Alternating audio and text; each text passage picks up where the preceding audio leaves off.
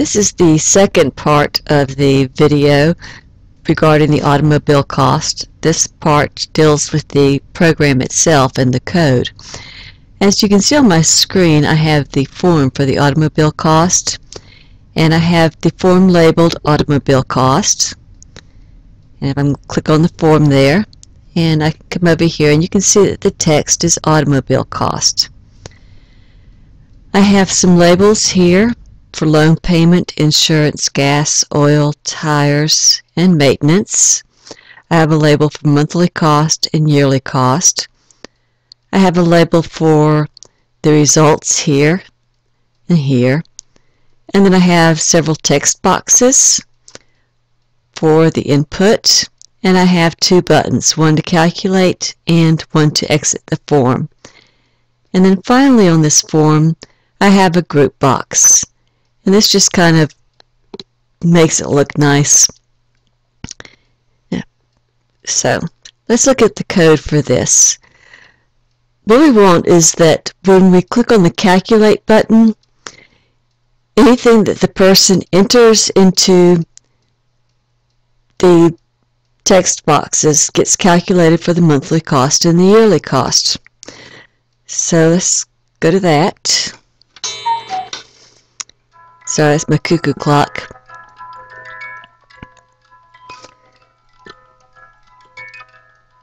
And it's a good thing it's not 10 o'clock yet, or we'd have it cuckooing 10 times. Okay, so I've got some comments here to let you know what's happening. And I've put in the page numbers so that you can see where you can get some of this information in the textbook. Everything in this exercise you could have gotten out of the textbook, so there weren't any surprises here.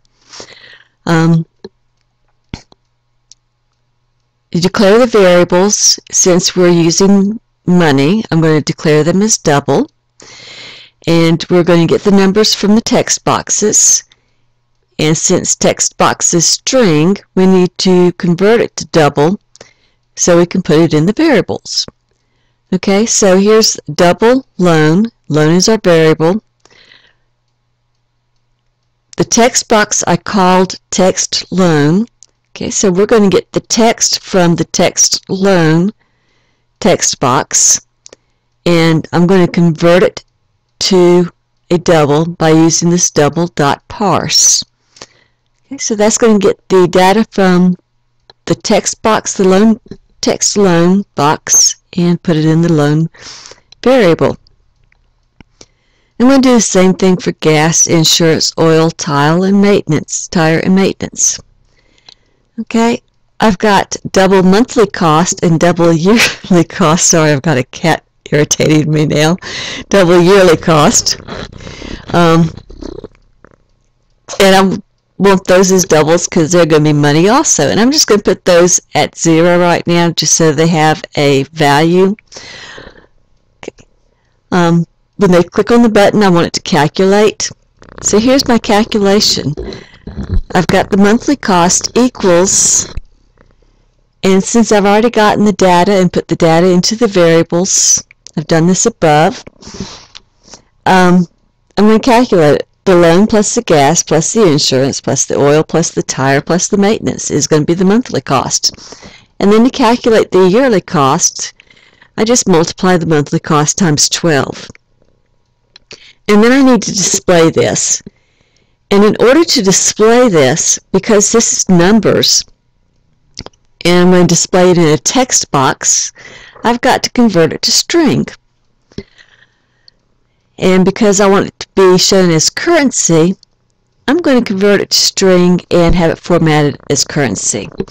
So if you want to just convert it to string, look on page 146 and it'll show you how to convert it to string. And on page 151 it'll show you how to format it as currency. But this is what I've done here on lines 48 and 49, is convert it to currency.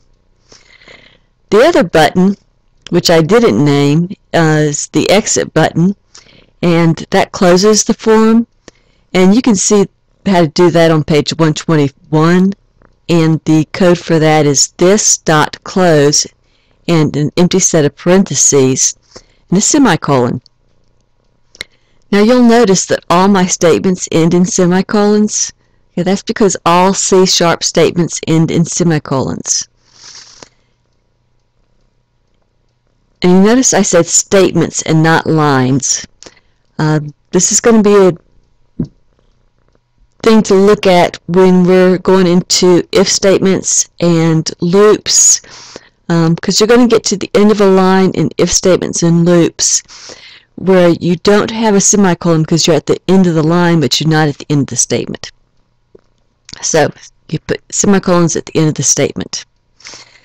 Okay, so let's go back here,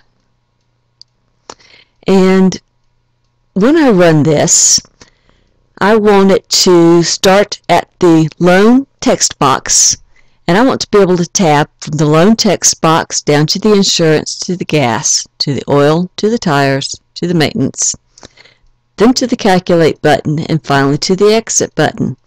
And this is done by using the tab order. And the tab order is shown on page, I'll put it up here for you for quick reference, 177 of your textbook. Okay, let me close these here. Okay, to see the tab order, you go to View and Tab Order, and you can see my tab order here. And if I wanted to change it, I could do that by just coming in here and clicking on these, or double clicking on them, and they would change. But I don't want them to change, so I'm going to leave them like they are. So let's start this.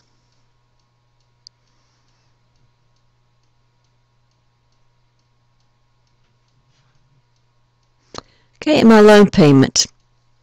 I'm going to put 150. My insurance 50. Gas is 100.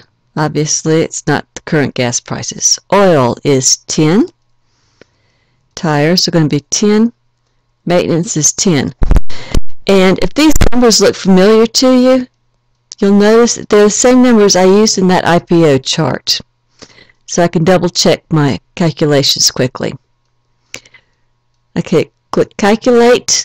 My monthly cost is $330. My yearly cost is $3,960. And that's correct. And if I click on Exit, it should exit. That's just closing the form and going back to my design. So go back here, and I'm going to go to View and Tab Order and close that. And you can just see where I've named my text boxes. You can see on this one, it's text loan. For the label for the yearly cost, I follow that LBL yearly. For my calculate button, the name of that is going to be BTN Calc. So whatever they are, I label them with the prefix for like label or button or text, and that way I know what they are. And give them a name that describes what they're doing, and that makes it easier for me to code. And then when I go in and code and assign my variables, it's easy for me to pick out whatever text box or label I need. So that's the code for this. Again, nothing fancy here. I'm just declaring some variables, making them double since we're working with money, and I'm adding and I'm multiplying, and then I'm changing those numeric values to string and displaying them as currency into the labels for the monthly and the yearly cost. And finally, I close the form. And that's it for that code. I'll put the code and the planning documents up on the server and create links for them for you, along with the links for these videos. Thanks, and hope you have a great week.